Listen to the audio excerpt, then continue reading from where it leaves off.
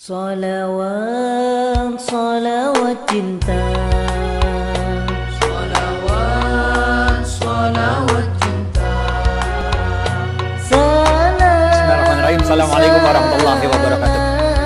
Alhamdulillahirabbil alamin. Allahumma shalli ala Muhammad wa ala ali Muhammad. Bapak Ibu sekalian, saya 10 menit aja karena ada acara di rumah, banyak tamu, ada 150 orang. Jadi kita mesti kabur habis ini. Ketika Abdurrahman bin Auf hijrah dari Mekah ke Madinah, ini ngelanjutin ceritanya kayak Khalil nih, ceritanya kayak Khalil, lanjutin lah. Ketika Abdurrahman bin Auf pindah dari Mekah ke Madinah, nggak bawa apa-apa, padahal dia adalah seorang pedagang yang sukses, yang hebat. Tapi sampai Madinah nggak punya apa-apa karena cuma bawa badan sama baju yang di badan doang, bener ya. Oleh Rasulullah SAW, Abdurrahman bin Auf dipersaudarakan dengan seorang dari kaum Ansar, yaitu Sa'ad bin Rabi. Apa kata Sa'ad bin Rabi kepada Abdurrahman bin Auf? Sa'ad bin Rabi mengatakan, ya Abdurrahman, ini saya punya harta, kita bagi dua dah. Ini ada rumah, bagi dua, satu buat saya, satu buat ente. Ini ada kendaraan, bagi dua, semua bagi dua. Bahkan waktu itu Sa'ad bin Rabi mengatakan, saya punya istri dua. Pilih yang mana dah? Ente boleh buat ente satu, benar gak?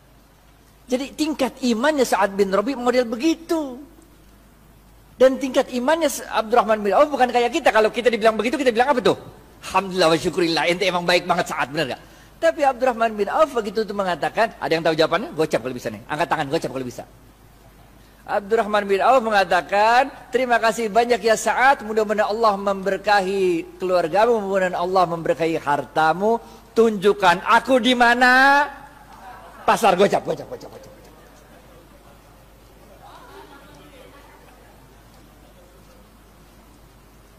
Tunjukkan aku di mana pasar, men. Bener gak? Harta mah insya Allah der. Allah yang ngatur rezeki. Yang penting lu usaha. Bener gak? Yang penting usaha. Udah, tunjukin pasar sama Sa'ad. Jalan berdua ada tuh. Ngelengkapin kisahnya Kiai Fikri Bareno juga nih. Jalan. Sa'ad nanya. Si Abdurrahman bin Auf nanya sama Sa'ad. Ini pasarnya siapa ini Ad katanya. Orang Yahudi katanya. Di depan pasarnya ada tanah kosong. Ditanya lagi, Ad, ini tanah kosong punya siapa Ad katanya. Punya aneh kata Sa'ad. Udah Ad, kita jadiin pasar katanya. Bagaimana caranya? Udah tenang dah.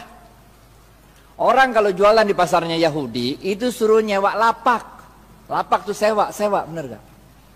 Sedangkan Abdurrahman bin Auf itu tanahnya Sa'ad bin Rabi dipatok-patok, dijadiin itu lapak-lapak, kan nyewa.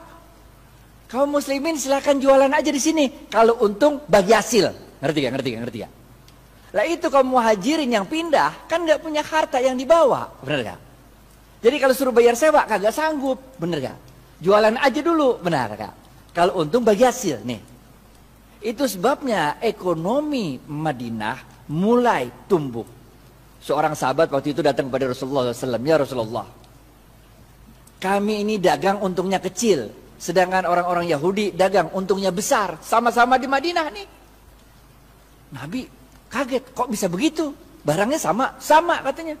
Kok bisa orang Yahudi untungnya gede, kalian untungnya kecil? Para sahabat menjawab, kami kalau dagang ngikutin cara mau berdagang ya Rasul. Rasul tambah kaget lagi lah.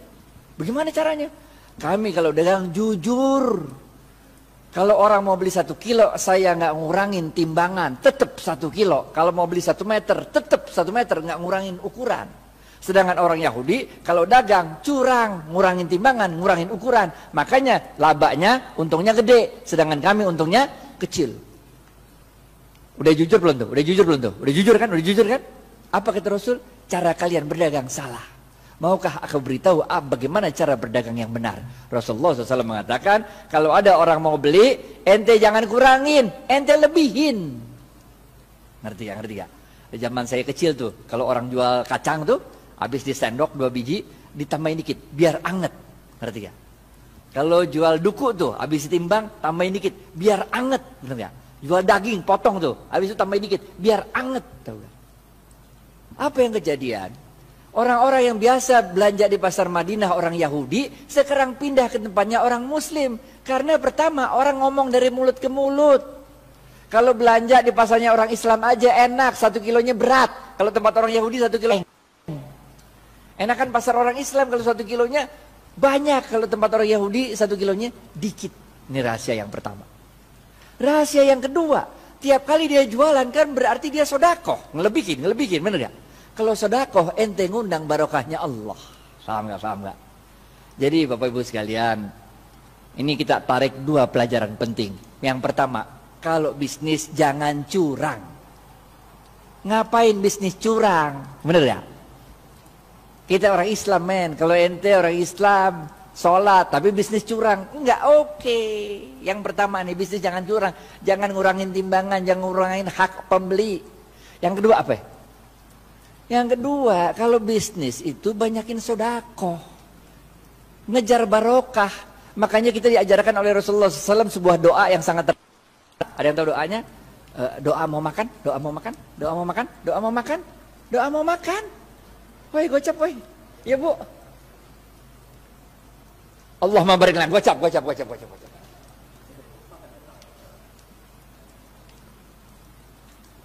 Makanya kita diajarkan oleh Rasulullah SAW, Allahumma barik lana fima rozaktana wa qina azabannar. Wahai Allah, berkahilah seluruh rezeki yang Engkau berikan pada kami dan jauhkan kami dari siksa api neraka. Ini doanya begini nih. Paham gak? Jadi kalau bisnis mau sukses, pertama ente kudu jujur.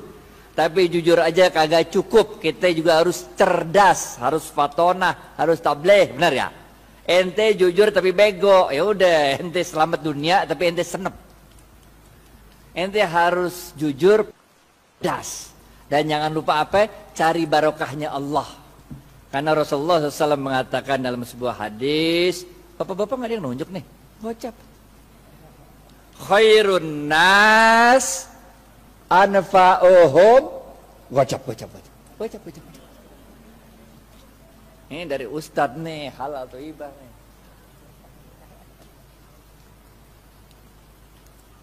Paham ya?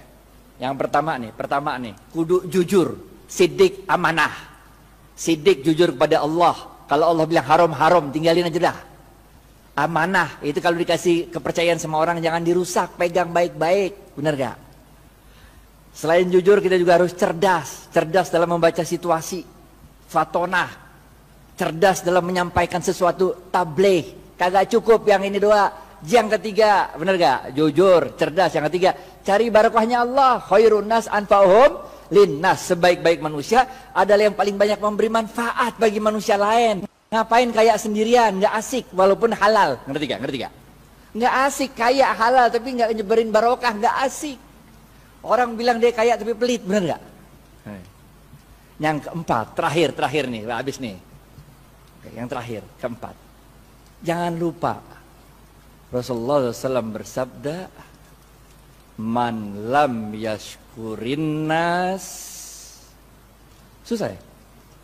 Pilihan berganda. A, man lam yashkurin nas lam yashkurillah. B, man lam. A atau B? A.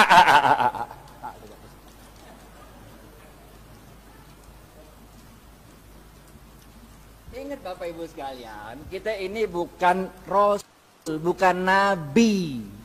Kalau Rasul sama Nabi ada masalah, doa dikit, Allah kirim pertolongan pakai malaikat.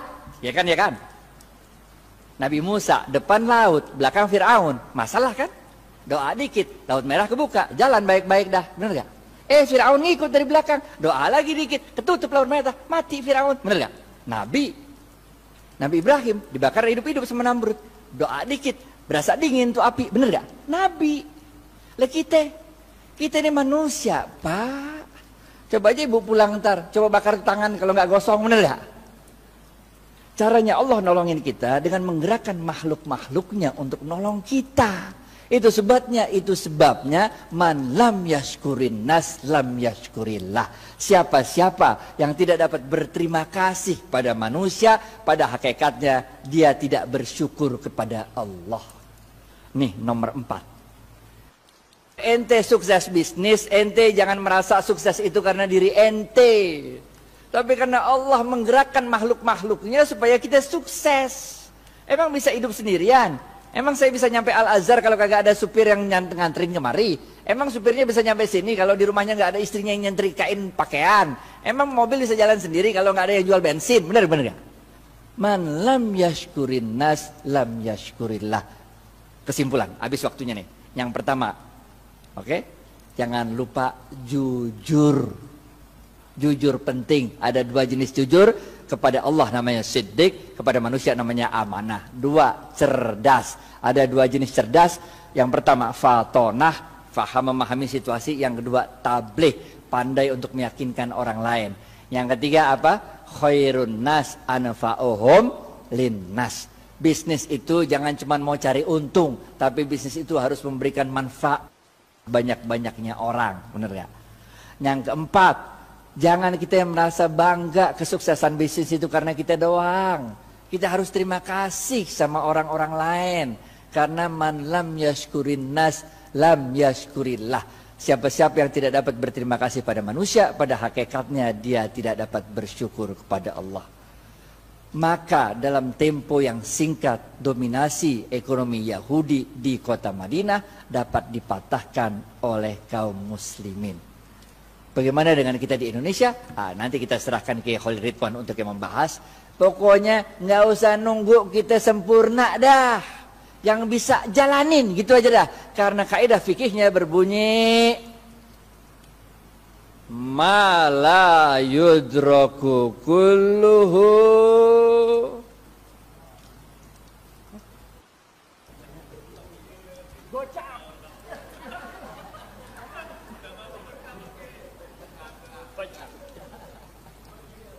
ma la yudraku kulluhu la yudraku kulluhu. Kalau engkau tidak dapat melakukan kebaikan itu 100%, jangan engkau tinggalkan kebaikan itu 100%. Jangan nunggu sempurna baru kita lakukan. Lakuin dulu, nggak usah nunggu tajwid, makhraj sama tahsinnya benar. Jangan nggak usah, sholat aja sholat. Nggak usah nunggu kita sempurna baru kita jalan, nggak usah. Jalanin aja dulu dah. Karena dalam sebuah hadis qudsi Allah mengatakan, amalkan apa yang engkau ketahui, niscaya akan aku beritahu apa yang tidak engkau ketahui. Jalanin aja, jalanin. Karena barokah fil harokah. Barokah itu adanya dalam harokah, dalam pergerakan. Jalanin aja, kayak Siti Hajar lari dari Safa ke Marwah, bener gak? Itu kan lucu, coba dari Safa Marwah lari-lari 7 kali bolak-balik, kagak ada air, bener gak? Yang nemuin air siapa? Ismail. Yang capek lari siapa? Hajar. Nggak penting men siapa yang nemuin air, bener gak? Yang penting inna sofa wal marwata min sa'airillah. Dicatat sama Allah usahanya Hajar itu, dicatat sebagai min sa'airillah, tanda-tanda kebesaran Allah. Nggak penting kalau kita usaha tuh bahwa kehebatan usaha kita itu dia dinikmati oleh kita, nggak penting. Bahkan ketika besok pun mau kiamat, kalau punya bibit lu tanam, ngerti gak?